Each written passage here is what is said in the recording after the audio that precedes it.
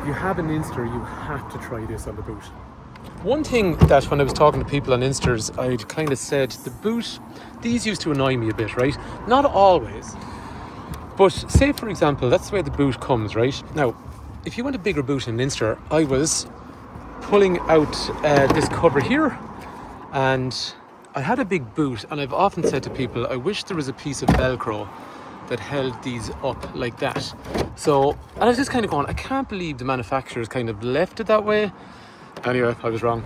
So here's the thing, right? I have noticed before this, and I've never looked in. I've often said I must see what that does. I had a customer, a guy called Donald, right? And very good customer, and his whole family buy cars, which is super. Anyway, he sent me a picture this morning. He said, what you do is you get this and you hook it around the headrest, and then you can place these two little clip covers back on.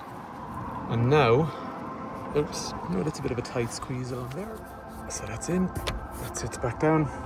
Now you got a big boot. I can't believe I didn't know this before. So thank you, Donald, for showing me something I really should have known. That might be useful for people because that makes a much bigger boot out of the Inster. So if you found it useful, or if you knew already, let me know in the comments, because I'm surprised I didn't know about this already. But if you didn't know about it and you think it's going to be useful, let me know. Thanks for watching, and thanks, Donald.